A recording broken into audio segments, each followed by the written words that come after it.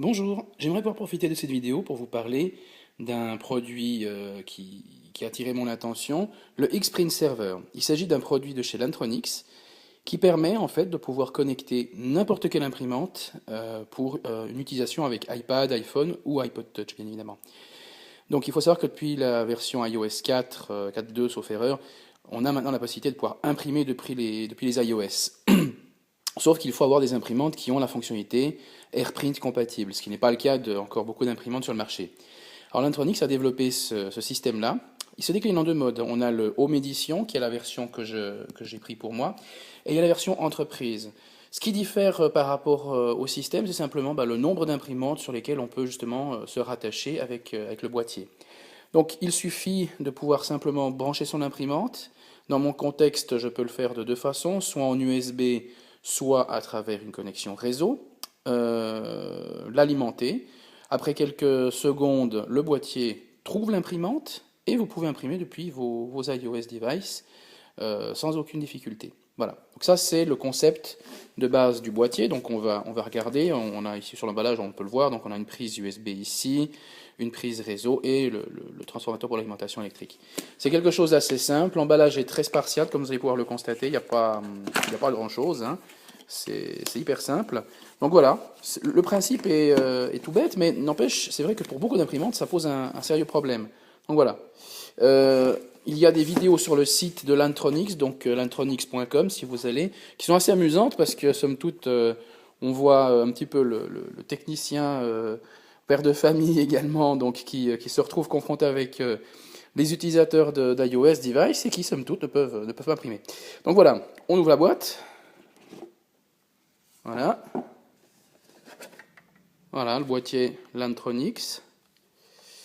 Très spartiate, un peu à la mode Apple justement. Donc on retrouve l'USB. Donc si vous avez donc une imprimante qui n'a pas la fonction réseau, mais que vous souhaiteriez partager en réseau avec vos appareils iOS, et bien vous avez donc la possibilité de pouvoir le brancher en USB. La prise réseau donc pour le brancher sur votre routeur ou votre switch et le bloc d'alimentation. Voilà.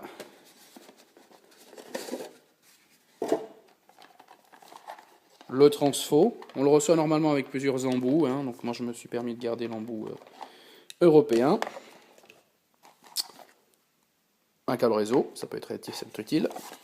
Et, somme toute, une notice explicative qui reprend, somme toute, les branchements de base. Donc vous voyez, vraiment rien de très particulier.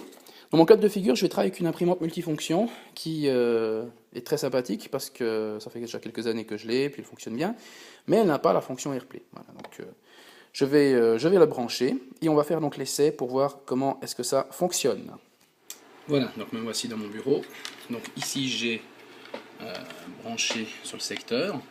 Je vais d'abord brancher sur le réseau le boîtier. D'accord. Une prise RJ45. Donc j'ai une imprimante qui est partagée en réseau. Mais vous pouvez tout à fait, par rapport à ce boîtier, aussi utiliser uniquement que la prise USB si vous avez donc une imprimante locale en USB que vous souhaitez partager. Je mets le courant. Voilà. Le petit X s'allume. Il va se mettre à clignoter. On voit qu'il y a de l'activité réseau. Il va se mettre à clignoter pendant un petit instant parce qu'il va scanner le réseau. Il va analyser toutes les machines qui sont connectées et il est capable de faire la différence pour dire ok, ça c'est une imprimante, ça c'est un ordinateur, etc. Et dès qu'il détecte des imprimantes, il va donc automatiquement les connecter et les présenter à vos iOS devices. Voilà, donc il commence à clignoter et quand la lumière reste fixe, avec un léger clignotement plus lent, et bien ça veut dire qu'il a trouvé les imprimantes et qu'il a fini l'analyse de réseau. Voilà, donc il est encore en train d'analyser. Il faut savoir que le principe est assez ingénieux parce qu'il est capable de faire la différenciation quand il analyse le réseau entre les différents types d'appareils. Et à partir de là, eh bien, on peut être en mesure de commencer à travailler. Donc je vais le ranger dans un petit coin là, en attendant. Passer les câbles proprement. Tant soit peu. Voilà, donc il a arrêté de clignoter, on peut le voir, il est maintenant fixe. Voilà, vous voyez la différence, le passage avec le X est un petit peu plus lent, voilà. Ça veut dire que là, il a trouvé donc... Voilà, donc notre boîtier est connecté. Normalement, notre imprimante doit être en mesure d'être détectable. Pour effectuer l'opération, eh bien, on peut prendre n'importe quelle imprimante réseau, bien évidemment, ou en USB, comme je l'ai mentionné tout à l'heure. Et pour effectuer notre test, donc j'ai ici mon iPad. Je vais prendre au hasard, donc ici, voilà... Donc je viens d'ouvrir Safari. Donc j'ai comme page d'accueil par exemple le site d'Apple. Donc ce qu'on a dans la plupart des applications natives, c'est ce fameux bouton qui nous permet de pouvoir envoyer vers l'impression. Si je vais sur la partie imprimée, ben, on peut voir qu'effectivement il m'a détecté automatiquement maintenant l'imprimante browser. Il se trouve que je l'ai juste là. Voilà. Donc ben, je vais pouvoir faire l'essai tout de suite. J'envoie l'ordre d'impression vers mon imprimante. Donc je lui demande de pouvoir m'imprimer la page web du site. Alors bien évidemment, ce qu'il faut savoir, c'est que plus le contenu est consistant au niveau graphique, et bien entendu, plus le boîtier va devoir convertir. Ce qui est intéressant, c'est que vous voyez, il y a une certaine mise en page. Donc je vais poser ma tablette, je vais vers mon imprimante. Donc voilà, effectivement, on commence à pouvoir sortir, je pense, l'imprimante du mode veille, et on va recevoir donc la page sur l'imprimante. Plus le contenu est lourd, bien évidemment, et si ça transite par le Wi-Fi, comme c'est le cas pour l'iPad, il faut quand même le temps pour que le petit boîtier Xprint convertisse le tout de façon à ce que ça soit imprimable. Donc, quand il s'agit d'un certain contenu, ne soyez pas surpris si ça prend un certain temps. Donc là, ben, le temps que mon imprimante sorte de veille, c'est une imprimante laser couleur. Donc voilà, là, le statut est en train de clignoter par rapport à ça. Et puis, voilà, donc il reçoit l'information, là, attendre, et puis ça devrait pouvoir sortir de veille puis commencer à imprimer. Donc voilà, là j'ai envoyé la mise en page du site web. Voilà, là, c'est en train de se mettre en route. Donc c'est un modèle d'imprimante, c'est dans ce cas de figure justement c'est la DCP 9045 CDL.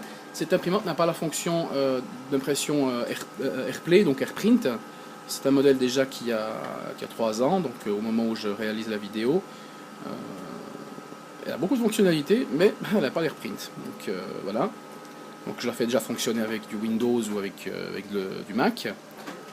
Donc là ça fonctionne, mais avec les iOS, ben, justement, je n'avais pas cette possibilité-là.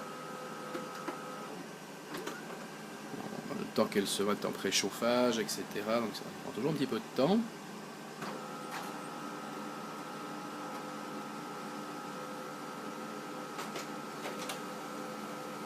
Voilà. La page est en train d'arriver. Voilà.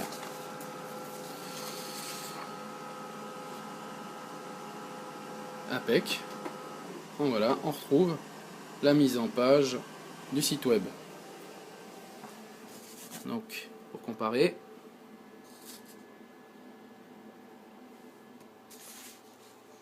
effectivement, c'est du pareil au même. Impeccable. Donc voilà, c'était ma petite vidéo de présentation pour la mise en route et le déballage du boîtier de chez Lantronix, le Xprint Server Home Edition. Merci et à bientôt.